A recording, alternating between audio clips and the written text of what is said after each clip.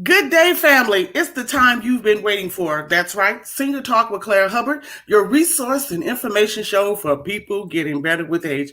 Well, we are in the month of November. Yes, this month is very critical. This is also National Alzheimer's Awareness Month. Let me be very clear. We have an expert, a candidate for nursing. She is getting her PhD. She busy, y'all. But let me tell you, I'm not going to spoil it. Let's do this. We're going to get our opening and we're going to welcome our special guest, Miss Shandra Burton, RN, MSN. She doing it all, y'all. We're going to bring knowledge about the topic of dementia, caregiving. It's all going to be wrapped up in this great conversation. Everyone stay tuned. We'll see you right after the break.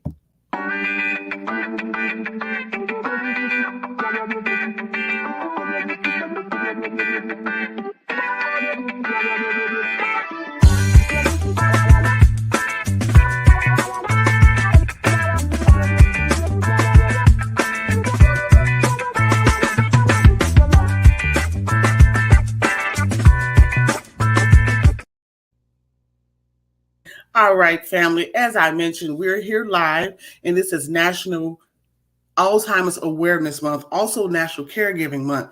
So today, I just want to thank our good friend. Who was our connection? Who was the referral from you, Shandra? It was Carol Burnshaw. Yes, we love you, Carol. So thank you so much for making this connection happen. And we got a lot of work to do. So everyone, as I mentioned, we know caregiving is very challenging. More importantly, there are over, in reading my stats, I know there are quite a million people who are caregivers who do not get paid, and some do.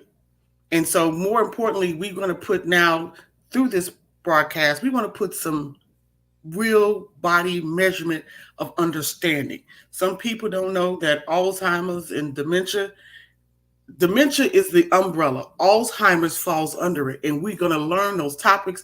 But as I mentioned, I'm just very excited to have this knowledgeable woman today. I'm going to be sitting on the receiving end. We have a presentation for you.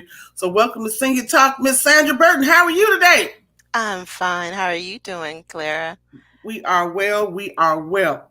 So let's do this. Let's talk about your journey, what you are currently in school for, and then we're going to bring about this topic because it's very personal. There are people who caring for their loved ones, their spouses, their friends, and Alzheimer's, let me tell you, it doesn't have an age really. So we're going to just dig into it deep. So let's introduce Shandra Burton to our listening and viewing audience today. Well, hi. Again, my name is Shandra Burton, and I'm currently a PhD candidate at Rush University, which is in Chicago, Illinois. My focus is on Alzheimer's disease. I'm focused on spousal caregivers of individuals with Alzheimer's disease living in the community. My focus is nursing. I am a registered nurse. My PhD will be focused in nursing science. So it's Wow. just such a pleasure to be here this morning with you. Absolutely. So what brought you to this particular area of study? What was the passion? Because you have to have a mission and a passion behind it. hmm Well, I have family and friends who have been affected by this disease, and when you enter into a PhD program, you have to, choose your focus. So, as a woman of color, as a Black woman, I, Mhm. wanted to focus in on an area that at this time, really, we really need to focus in on it. And, Alzheimer's, dementia, as we're going to kind of go back and forth, but I'm going to Mhm. also explain that. But dementia is the umbrella term. So, when we think about dementia, this is just something within our community that we are not talking about. Yeah. And then when I had to focus even more, focusing in on those spousal caregivers, it's there's such an invisible population right now because they do not want to talk. They're unable to talk about it. Some of it's due to being embarrassed because of the situation, or Mhm. just struggling, talking about it. So I wanted to be able to, highlight this particular population, but also just the disease in general. Absolutely. And I'm very excited for this presentation. I've had a chance to review it because a lot of people want to get clear. Mhm. on the terms. And you are 100% right. One of the key things that I say about my broadcast is that we're here to serve and inform. And that's why I've been doing this for close to 13 years now. Whew. Because I Congratulations. don't, thank you. I just desire for people of color, specific, and those on the outside to be knowledgeable and have a resource that they can say belongs to them. We do the research, we do all the testing, and we know who our friends are. And so Mhm. there's not one person in our community or on this broadcast that I do not have a relationship with or have spoken to say that they have the right mindset to be a part of our programming. So be at ease, those who are listening and watching. This is going to be great for you. So, Sandra, is it Sandra or Chandra? It's Chandra. Sandra, okay. So let's get to our presentation at this time. Here we go. All right. So just tell me when to go next, and you go ahead and take it away, dear. Okay. So before we dive into my actual research study, I just wanted to start my presentation with an overview of what is the difference between Alzheimer's and dementia. So if you can go to the next slide, please. So I know a lot of people, sometimes do have a question about what is the difference. And so we just want to briefly go over this today and let everyone know that dementia is a general term for a collection of symptoms that are severe enough to interfere with daily life. Alzheimer's is the most common cause of dementia. And Alzheimer's, although it does tend to affect older individuals, I need for everyone, and I want to stress so much that it is not a normal part of aging. It is a progressive brain disease. Hmm. So, can I ask a question? Mhm. Um, I've had a family member years ago who was diagnosed with dementia, Alzheimer's. And what I understood was this: after she was with my uncle for many years, I mean, many, many, many years, we just saw a decline in her cognitive sense. So when we talk, well, I guess that's the question for when we get to the spousal part. But let's get to your presentation because we're going to cover it. I feel it coming. So if you're ready, I'm ready. I'm sorry. I'm That's speaking okay. out That's loud. okay. But So we can go to the next slide, please. So I want to focus in on dementia family caregivers, like you said, in honor of the month and my research focus. So currently, there are 11 million dementia family caregivers in the United States, and they currently supply 18 billion hours of unpaid care, and that is equivalent to 339.5 billion. And yes, you heard me right, $1 billion a year. There are currently two-thirds of the caregivers are women. 66% live with the care recipient. So mm, it's more or less it's a 24/7 affair. Over 60% are in committed relationships. They are also, in addition to being a caregiver, they're also raising families. A lot of them are still working. They have a lot of things going on in their lives. 30 to 40% of dementia caregivers suffer from depression, compared to right. 5 to 17% in non-caregivers of similar, age groups. When we talk about the demographics of dementia family caregivers, 10% identify as Black, and are African American, Hispanic, Latino, and Asian American is 5%. Compared to their white counterparts, Black, Hispanic, and Asian American caregivers experience greater depression levels. So this is concerning, very Right. concerning. Well, you hit it on. The part about the 30 to 40% suffer depression. I can tell you this. Um, there is a term a previous guest used called compassion fatigue. Hmm. When you're exhausted. Right. And I mean, it's just the reality, but you're still thriving to take care of your loved one. And so that's why there's a term called respite care. If you ever heard of Yeah. it, please get some respite care. It's just a moment for you to take a little reprieve for yourself. So I'm Mhm. very, oh, this is great. Thank you so much. Okay, next slide. Yeah. And so going back with the respite care too, Yeah. we have what's called formal, professionals come to your house, or it could also include coordinating to be able to arrange for your care recipient to go to an adult day center, for Yes. example. Yes. Or it could simply be, and I don't really want to use the word simple, but asking a family or a friend to be able to come, over to your house a residence to be able to sit with that individual, or not sit with them, but just to be with them, to Mm-hmm. keep them company while Yes. you know, go to the movies, while you go shopping, while you just take a nap, whatever your needs are on that particular day. Amen. That's needed. It's much needed. And Yes. I mean, the caregiving belongs to a lot of people. It's a community. It's a village. You know, there are some people, and just recently I was working with ARP, and there was a movie, and it was called Mama's Girls, and that was the whole effect of it, is that we saw women who everybody had something to do, Hmm. but the one who was the main person, she became exhausted. And where did everybody else show up? Where was their part in this care of our loved ones? So that's another topic, girl. Let me go on to the next slide. Okay. Okay. So what I want to do now is just, want us to look at how partner spousal caregivers differ from other types of caregivers. And I chose to use the words partner and spousal because I want to be inclusive of individuals that are in a committed, relationship. They may Mm-hmm. be cohabiting with their, care recipient, and those that are in a committed, married, relationship as well. So I chose to use these two terms, but we can move on to the next slide.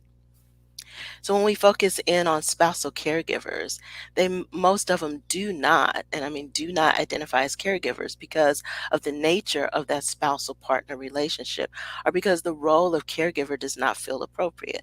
And when I Mm-hmm. say that, because if you've been with someone for years, or you've been married to these individuals for 40, 50 years, that's serious. I mean, this is Right. your commitment, your vow. So no, you don't look at yourself as a caregiver. You look at yourself as a spouse who is taking care of my partner that I've been with for X amount of years. And you say to yourself, or they say to themselves, that person would do it for them. So Yes. there's no question.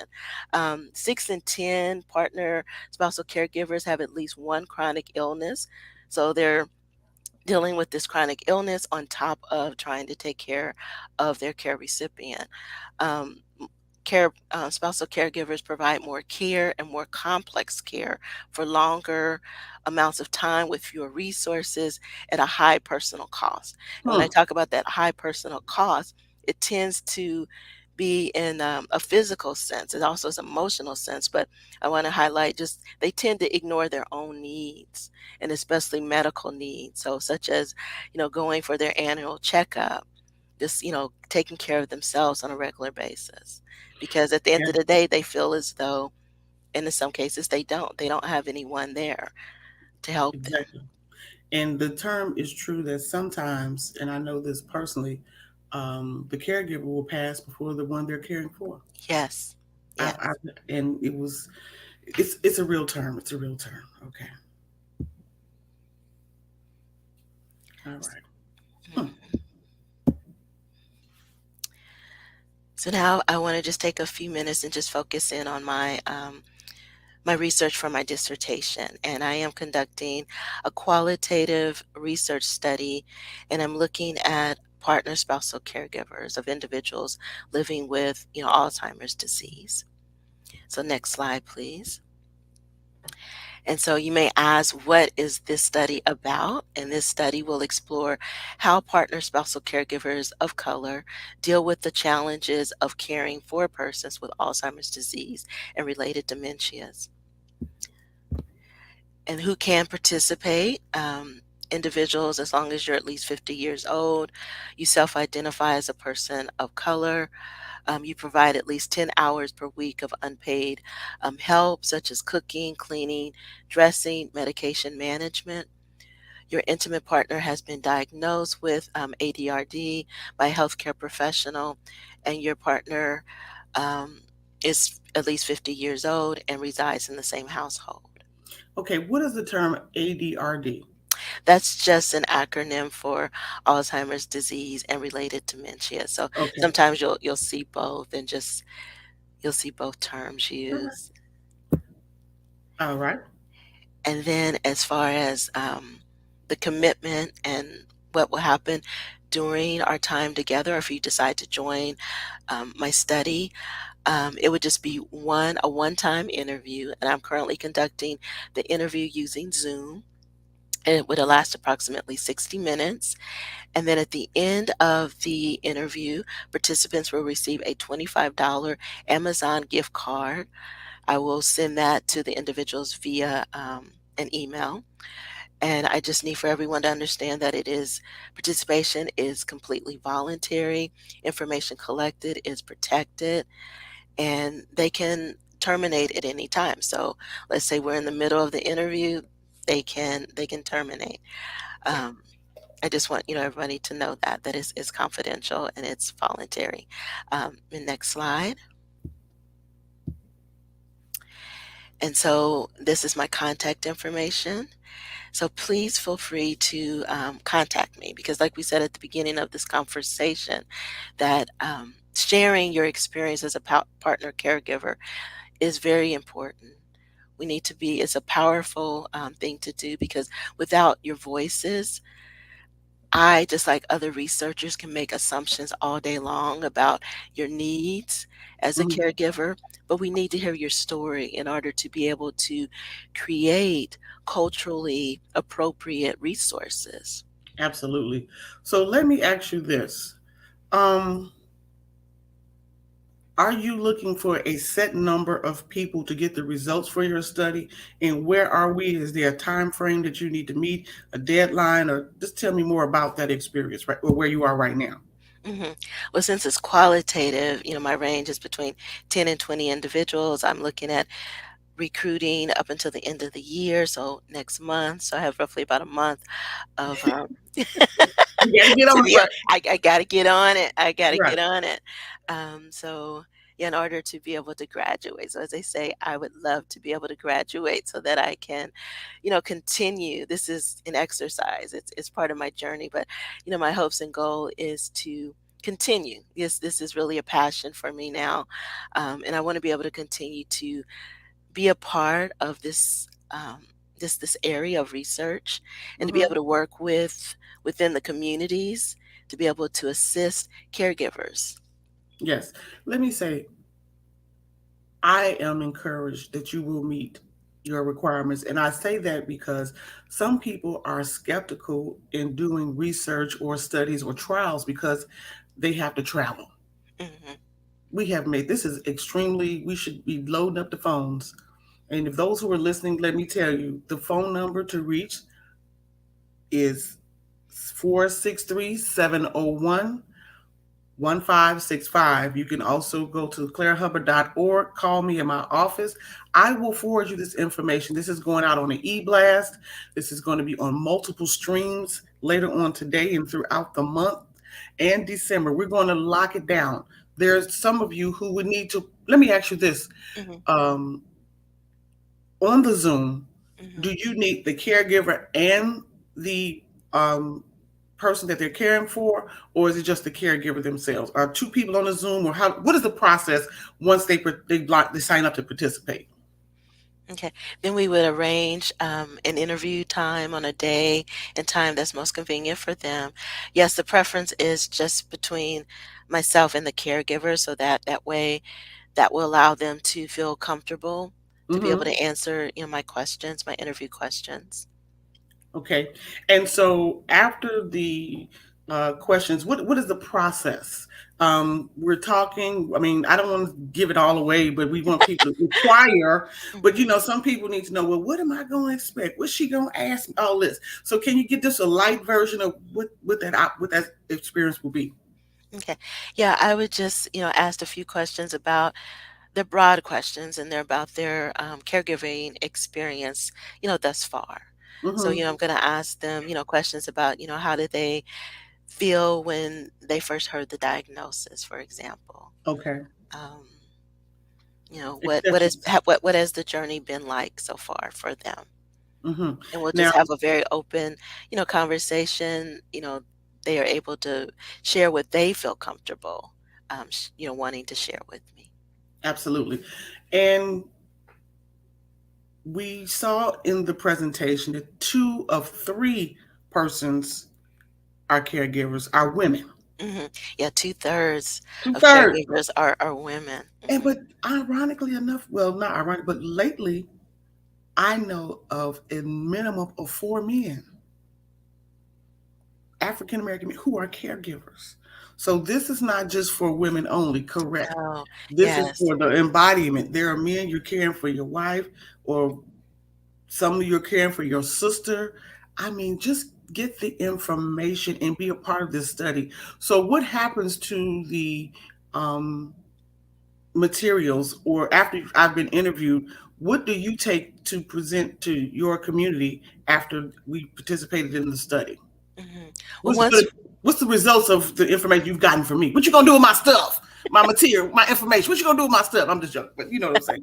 yeah, once I'm finished interviewing all the participants, I will write up a one-page summary, and I'm going to send that out to each individual participant. So therefore, they can see, what I've accomplished, and they can Mhm. also be able to provide me with feedback. From there, I will write it all up, and I'm going to be very positive, put it out there to the universe that it will be published, Right. and they will be able to, read everything, my manuscript once it's published. And Mhm. then from there, I plan on sharing, my research findings, not only with, the bigger realms of Yeah. conferences, but I also want to be able to, find spaces within the community to be Sure. able to share my research, and also to, begin my journey of implementation of my research.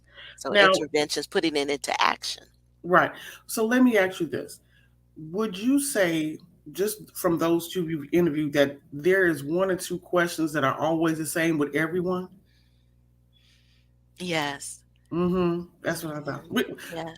Yeah, she wants y'all to call. I'm trying to pull it out, but I understand what you're saying. So how we're going to be calling the number 463-701-1565. Um, Shandra Burton is a candidate at Rush University. Is it School of Nursing? Yes. It's You College of busy? Nursing. Yeah, I'm College of Nursing. Then I'm also a faculty member at Marian University in Oh, Indianapolis, Indiana.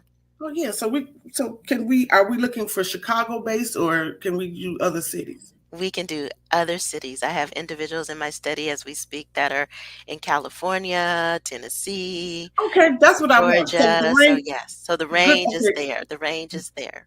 All right, fantastic. So I'll be sharing this with multiple people. We're gonna meet them numbers, and if we exceed them, then so it is, because the information is for everyone.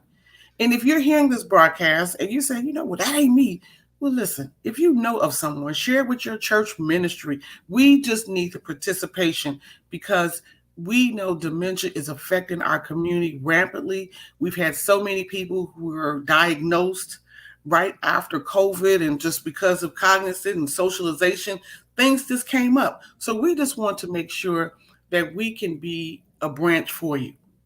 And if I can say this, and I can, please do not try to self diagnose your loved one. She mentioned, do we all have a primary care physician? We all know COVID, we presume it's over, but it's still going to be here.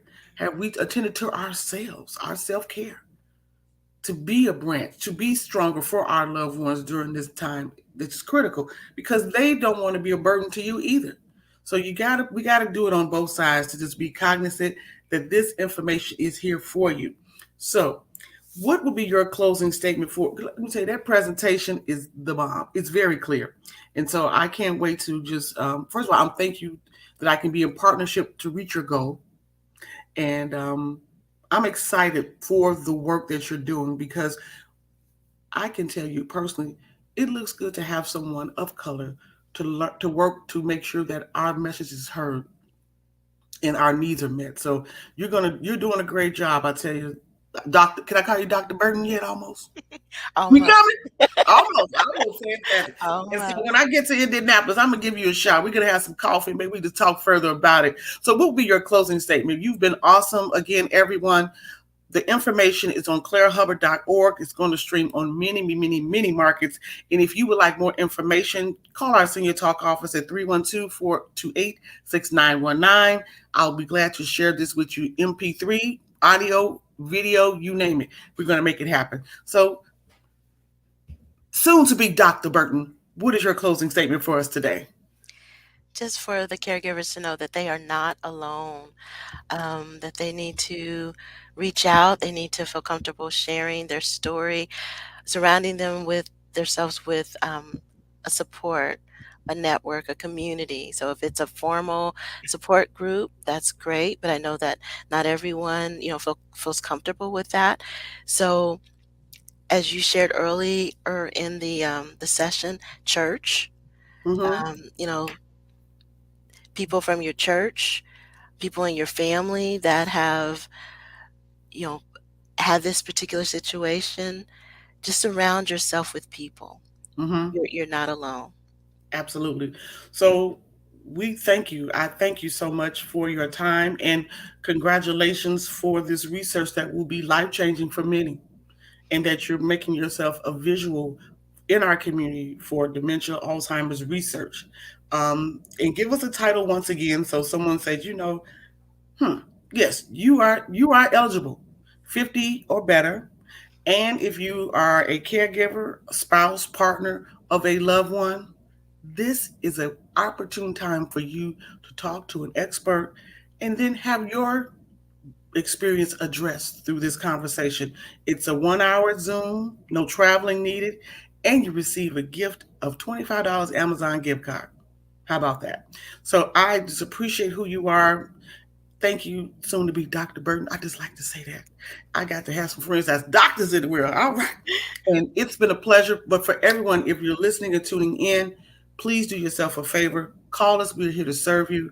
Again, the Senior Talk office number is 312-428-6919. And we look forward to seeing you and serving you. And thank you for making us a part of your day. In your closing remark, what would you like to say? One more time. I had to close it out again. Just thank you. Thank you for providing me with this opportunity to share my research. And like you just said before, please reach out. I'm here. I want to listen.